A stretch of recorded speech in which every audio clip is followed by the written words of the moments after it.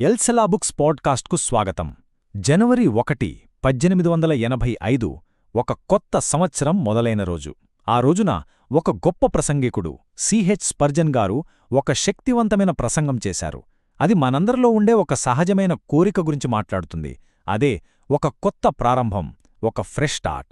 ఈరోజు మనం ఆ ప్రసంగంలోకి ఓసారి తొంగిచూద్దాం.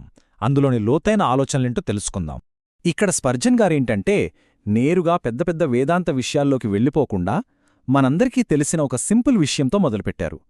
ఒక కొత్త బొమ్మను చూసినప్పుడు పిల్లల కళ్లల్లో ఆనందం ఎలా మెరుస్తుందో మనకు కూడా కొత్తదనమంటే అలాంటి ఆకర్షణే ఉంటుంది.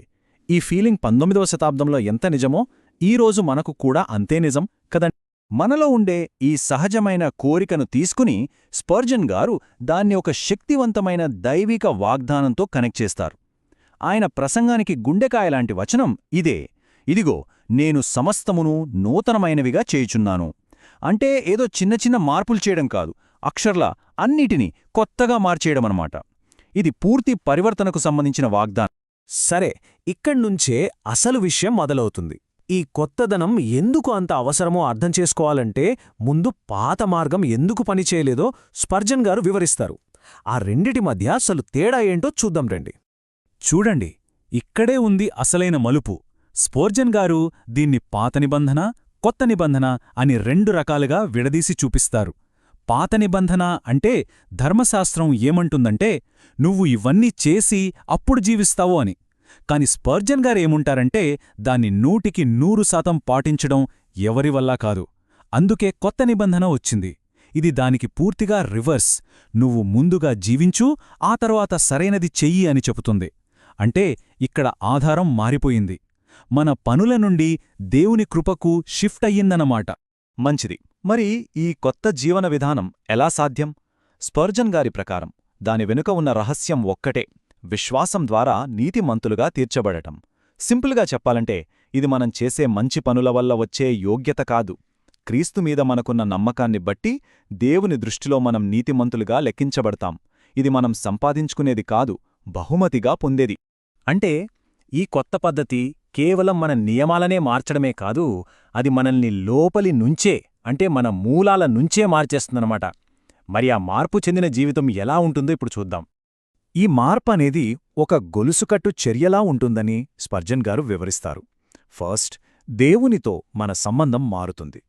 జీతం కోసం పనిచేసే ఒక సేవకుడిలా కాకుండా ఆస్తికి వారసుడైన కుమారుడిలా మారతాం. ఆ తర్వాత మన లోపలి ప్రపంచం మొత్తం మారిపోతుంది.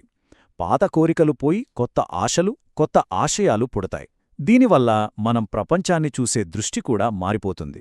చివరికి ఇవన్నీ కలిసి మనలో ఒక కొత్త ఆనందాన్ని నింపుతాయి. దేవుణ్ణి స్తుతించాలనే ఒక సహజమైన కోరిక పుడుతుంది. ఇదంతా ఏదో థీరీ కాదండి, ఇది ఒక లోతైన నిజమైన అనుభవం అని స్పర్జన్ గారు బలంగా చెప్తారు. ఆయన మాటల్లోనే చూడండి: నేనొక కొత్త మనిషిని అనే స్పృహ, నేను బ్రతికి ఉన్నాను అనే స్పృహ, ఎంత నిజమో అది అంతే నిజం అని అంటారు. అంటే ఇది ఆయన స్వయంగా అనుభవించిన ఒక తిరుగులేని వాస్తవం. ఈ లోపల వచ్చిన మార్పు అక్కడితో ఆగిపోదు. అది మన జీవితంలో ప్రతి కోణంలోకి ప్రవహిస్తుంది. మన సంబంధాలు కొత్తగా మారతాయి. ఒక భర్తగా, భార్యగా, స్నేహితుడుగా మన ప్రవర్తనలో మార్పు వస్తుంది. చివరికి మనం చేసే ప్రతిదీ కొత్తగా అనిపిస్తుంది. మనం చదివే బైబిల్లో కొత్త అర్థాలు కనిపిస్తాయి. మనం చేసే ప్రార్థనకు కొత్త శక్తి వస్తుంది. మనం వెళ్లే దేవుని మందిరం కూడా కొత్త అనుభూతినిస్తుంది. ఇక్కడి నుండి స్పర్జన్ గారు తన ప్రసంగాన్ని ఒక పిలుపుతో ముగింపు వైపు తీసుకెళ్తారు. ఆయన వాడిన ఆ ఇదిగో అనే పదం చాలా పవర్ఫుల్. దాని అర్థం ఒక్క నిమిషం ఆగి చూడండి, శ్రద్ధ పెట్టండి, ఇది మీ గురించే అన్నట్టు. ఇది కేవలం సమాచారం కాదు, ఒక ఆహ్వానం. ఈ పిలుపు మనల్ని ఒక ప్రశ్నకు తీసుకొస్తుంది. అసలు స్పర్జన్ గారు ఇదంతా ఎందుకు చెప్తున్నారు? ఆయన అంతిమ లక్ష్యమేంటి? ఆయన కేవలం ఒక గొప్ప వేదాంత భావనను వివరిద్దామని అనుకోవట్లేదు. మన నిజ జీవితంలో ఎదుర్కొనే సమస్యలకు ఒక ప్రాక్టికల్ పరిష్కారాన్ని అందిస్తున్నారు. ఆయన లక్ష్యం కేవలం సమాచారం ఇవ్వడం కాదు, జీవితాలను మార్చడం. ఈ వాగ్దానం అనేది ఎవరికో కొందరికి మాత్రమే కాదు, ప్రతి ఒక్కరికోసం అని స్పర్జన్ గారు చాలా స్పష్టంగా చెప్తారు.